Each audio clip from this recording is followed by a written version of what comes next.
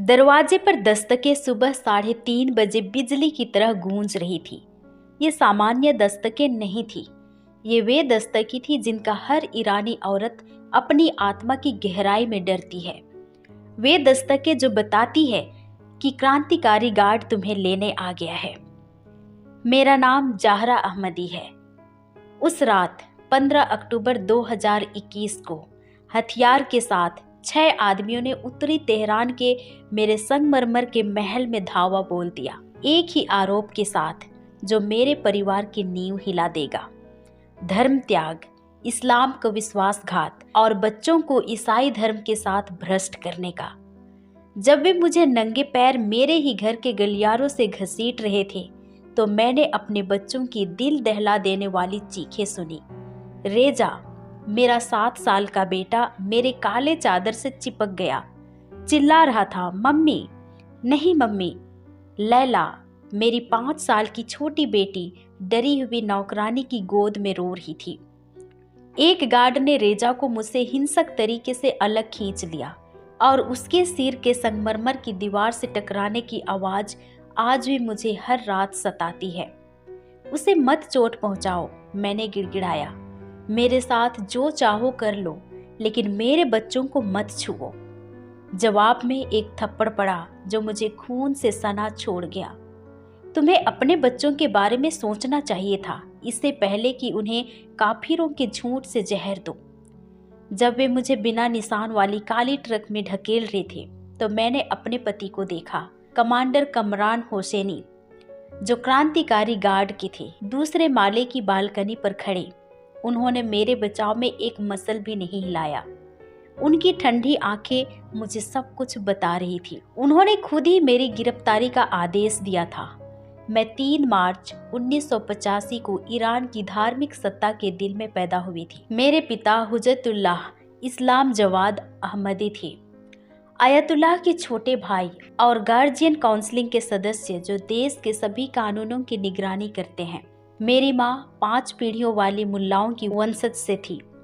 हमारे परिवार में शिया धर्म सिर्फ धर्म नहीं था, यह पहचान था, यह ताकत थी, यह सब कुछ था। मैं तेहरान के इलाहियल इलाके में एक 3 मंजिल महल में बड़ी हुई, जहाँ सिर्फ सबसे प्रभावशाली परिवार रहते हैं। 4 साल की उम्र से मुझे पूरी तरह काले कपड़ों में सजाया जाने लगा। हिजाब मेरे शरीर का हिस्सा बन गया, इससे पहले कि मैं समझ पाऊं कि मैं इसे क्यों पहनती हूँ। 6 साल की उम्र में मैंने एक निजी मुल्लाह की निगरानी में कुरान की सूरहें याद की, जो हर गलत अरबी शब्द पर मेरी उंगलियों पर डंडा मारता था। अहमदी परिवार की लड़की को परफेक्ट होना चाहिए, मेरे पिता ने गहरी आवाज में कहा। अल्लाह ने हमें यह पदवी दी है। कोई भी गलती ना सिर्फ तुम्हें बल्कि पीढ़ियों को शर्मिंदगी देती है। 5 दैनिक नमाज वैकल्पिक नहीं थे। सुबह 4:30 बजे मेरी माँ मुझे फज्र के लिए जगाती थी। अगर मैं शिकायत करती या सो जाती तो दोपहर तक भूखी रह जाती। सो मैंने जल्दी ही सीख लिया कि बिना सवाल के आज्ञा मानना ही जीवित रहने का एकमात्र तरीका है। धार्मिक शिक्षा ने मेरे बचपन को निगल लिया।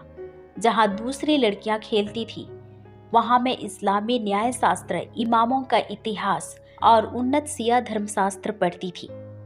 12 साल की उम्र तक मैंने कुरान के 15 हिस्से याद कर लिए थे। फिर भी मेरे अंदर हमेशा कुछ खालीपन महसूस होता था और अल्लाह मुझसे दूर लगते और उद्धार कोई उपहार नहीं थी, बल्कि एक अनिश्चित तराजू जहां आप कभी नहीं जानते कि आपके अच्छे कर्म बुरे से भारी है या नहीं। मैं लगातार डर में जीती। अल्लाह का डर, जहन्नुम का डर, परिवार को निराश करने का डर, सड़कों पर गश्त करने वाली नैतिकता पुलिस का डर जो गलत हिजाब वाली औरतों को ढूंढती रहती। 19 साल की उम्र में मेरे परिवार ने मेरी शादी कमरान होसनी से तय की, जो क्रांतिकारी गार्ड में 32 साल का कमांडर था। उनका परिवार हमारे जितना ही ताकतवर था। शादी एक राजनीतिक तमाशा था जिसमें 1000 मेहमान, पारंपरिक फारसी संगीत थी। शादी से पहले मैं कमरान से सिर्फ 4 बार मिली। हमारी बातचीत कभी 15 मिनट से ज्यादा नहीं होती और हमेशा निगरानी में।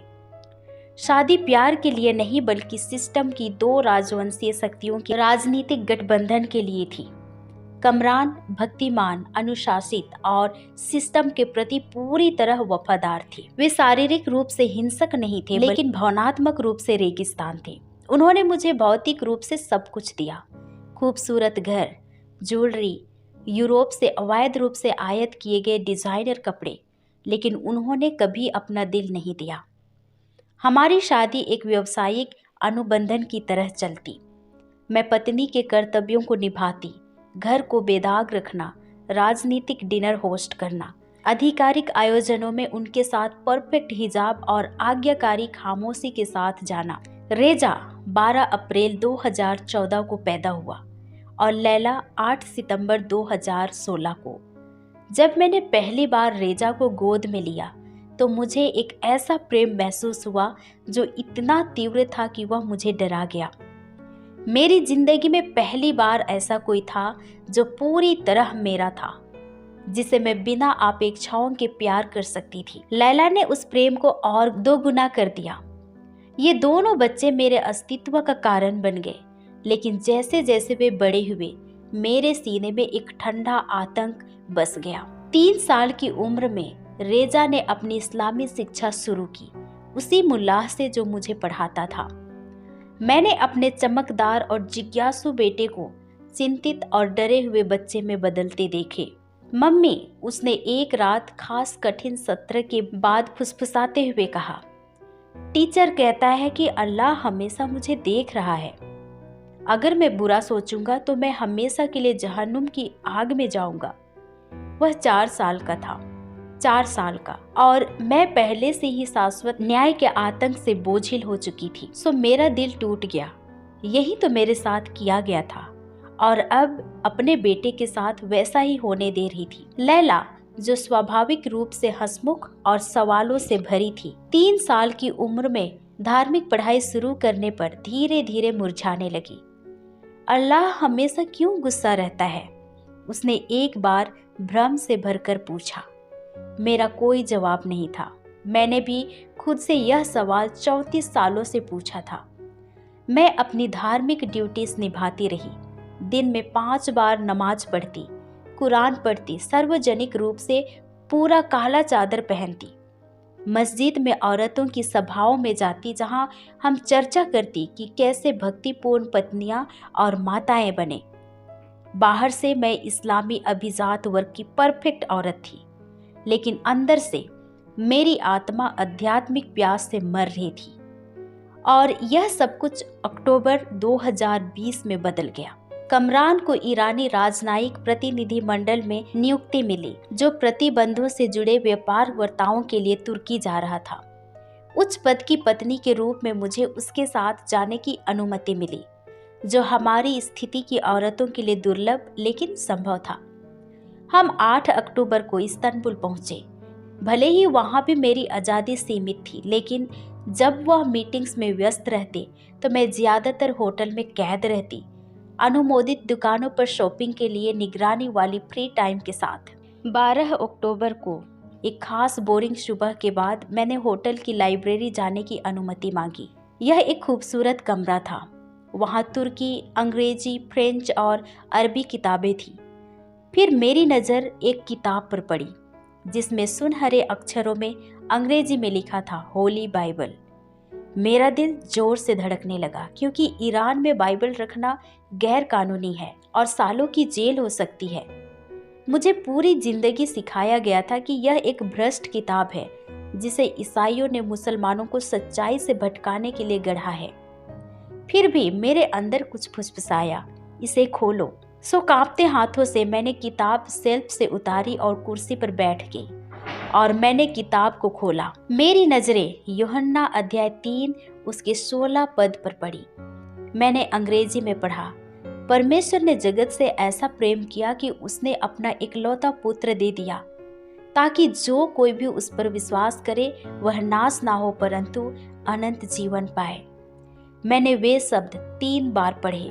यह पद मानवता से इतने व्याकुल प्रेम की बात करता था कि वह उसके लिए दुख सहने को तैयार था, और आंसू मेरे चेहरे पर बहने लगे। हिजाब को भिगाते हुए।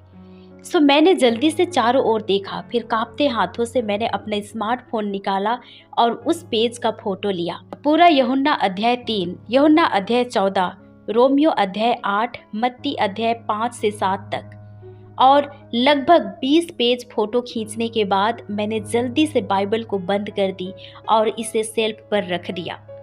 और इसके बाद 13 अक्टूबर 2020 की उस भोर इस्तांबुल के होटल बाथरूम में मैंने प्रभु यीशु से मुलाकात की और कुछ भी पहले जैसा ना रहा। 3 दिन बाद हम तेहरान लौटे। किसी को शक नहीं हुआ कि मेरे दिल में एक रहस्य था जो तरल आग की तरह जल रहा था। एक ऐसा रहस्य जो मेरे देश में जेल या उससे बदतर सजा का कारण बनता। अगले हफ्तों में चुपचाप और खतरनाक परिवर्तन हुआ। इंटरनेट पर अपनी गतिविधि छिपाने के लिए वीपीएन का इस्तेमाल करते हुए मैंने बाइबल ऐप डाउनलोड किया और इसका आइकॉन एक फारसी रेसिपी ऐप जैसा बना दिया। मैंने फोन की फाइलों में गहरे छिपे फोल्डर बनाए जहां मैंने इस्तांबुल की तस्वीरें और खोजे जा रहे पद संग्रहित किए। हर रात कमरान की स्टडी में लौटने या सैन्य सहकर्मियों के साथ बाहर जाने के बाद, बच्चों के सो जाने और नौकरों के अपने कमरों में चले जाने के बाद मैं चादर के नीचे बाइबल पढ़ती। अंधेरे में वह नीला प्रकाश मेरी जीवन रेखा बन गया और मैंने 2 हफ्तों में पूरे सुसमाचार निगल लिए। मैंने प्रभु यीशु मसीह के जीवन को पढ़ा। हर कहानी ने दशकों तक पूजी गई परमेश्वर से बिल्कुल अलग परमेश्वर दिखाया। यीशु ने अछूतों को छुआ, पापियों के साथ खाया, अपराधियों को क्षमा किया और अब मैं बाहर से इस्लामी दायित्व निभाती रही। सुबह 4:30 बजे फज्र के लिए जागती और मक्का की ओर सजदा करती। लेकिन अब जब माथा जमीन को छूता, मेरे दिल में मैं यीशु से प्रार्थना कर रही होती, प्रभु यीशु, मुझे प्रेम करने के लिए धन्यवाद, मुक्ति के उपहार के लिए धन्यवाद। इस दिन को तेरी कृपा से जीने में मदद कर।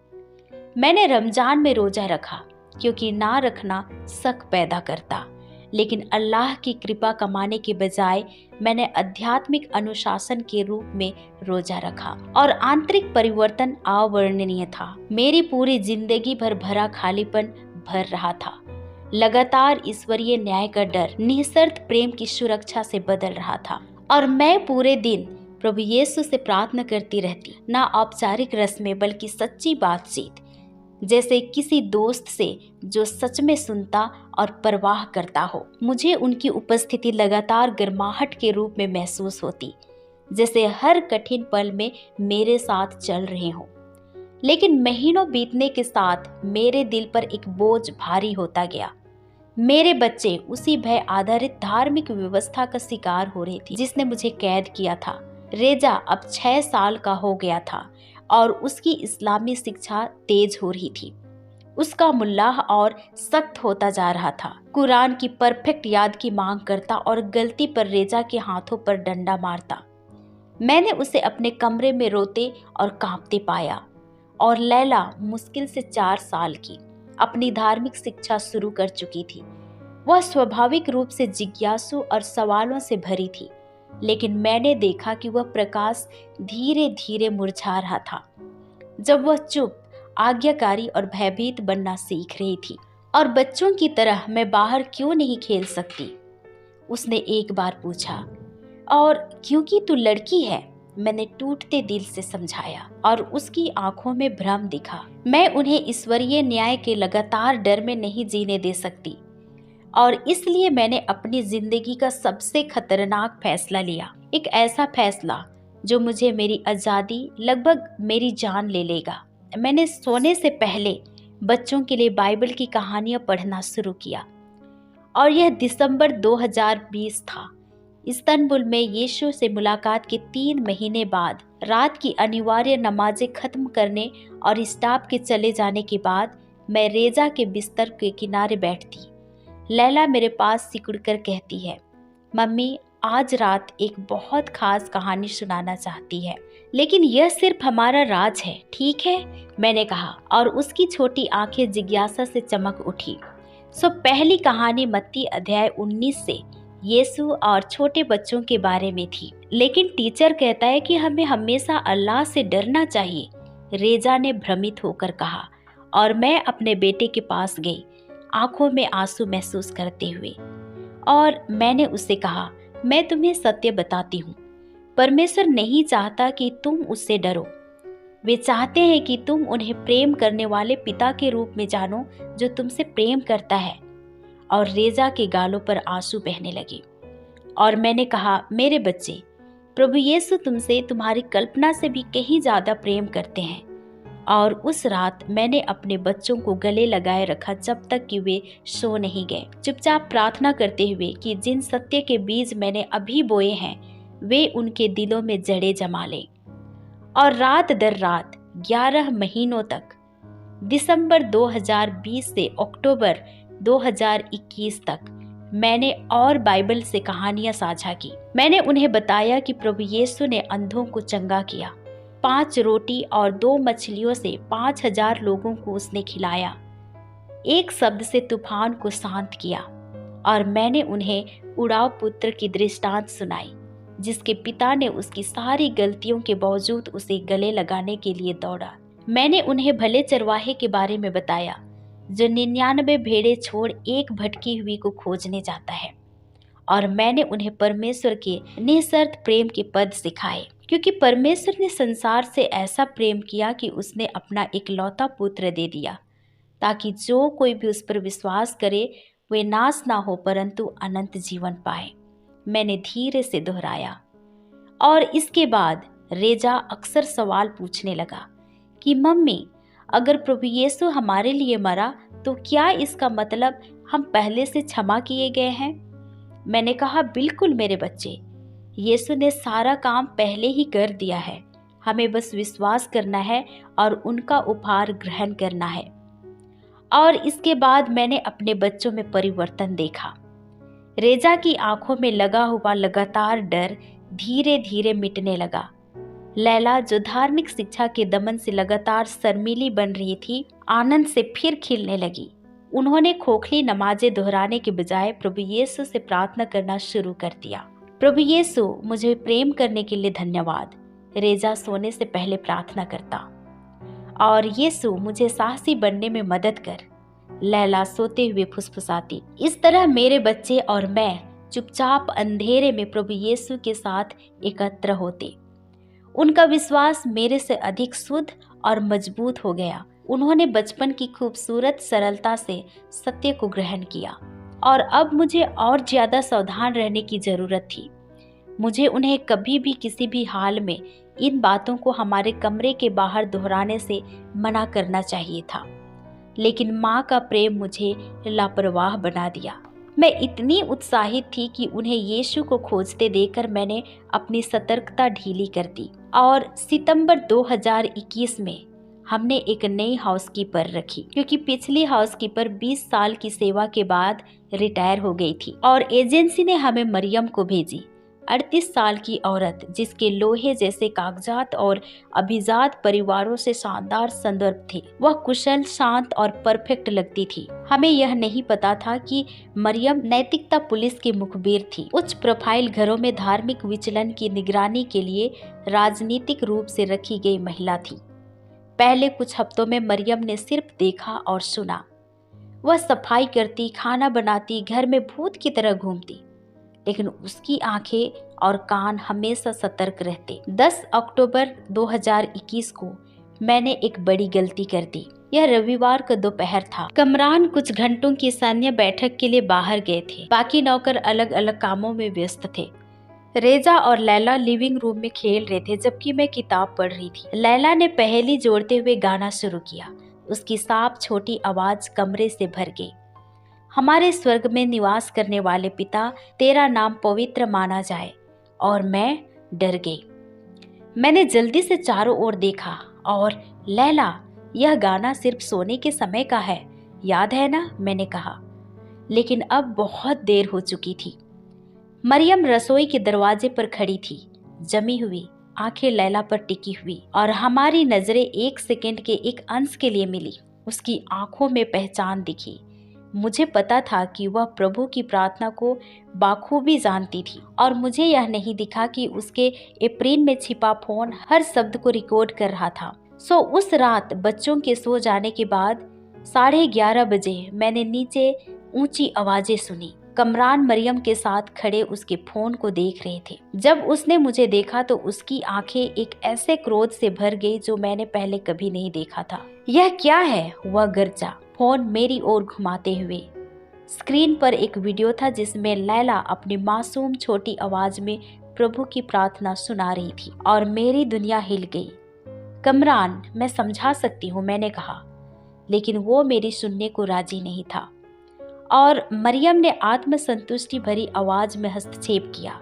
उसने कहा, कमांडर, आज दोपहर मैंने बच्चों को कहते सुना कि यीशु मेरा मुक्तिदाता है।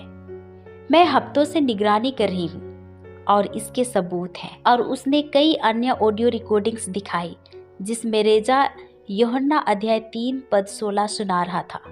लैला गा रही थी, यीशु मुझसे प्रेम करते हैं। और अब मेरी सारी जिंदगी वास्तविक समय में बिखर रही थी। कमरान, मैं गिड़गिड़ाई, कृपया मेरी सुनो। मुझे सत्य मिल गया है, मुझे शांति मिल गई है, मुझे ऐसा परमेश्वर मिल गया है जो सच में हमसे प्रेम करता है। लेकिन चुप हो जा, वह चिल्लाया और उसने अपना फोन निकाला और नंबर डायल किया। मुझे तुरंत मेरे निवास पर क्रांतिकारी गार्ड यूनिट चाहिए।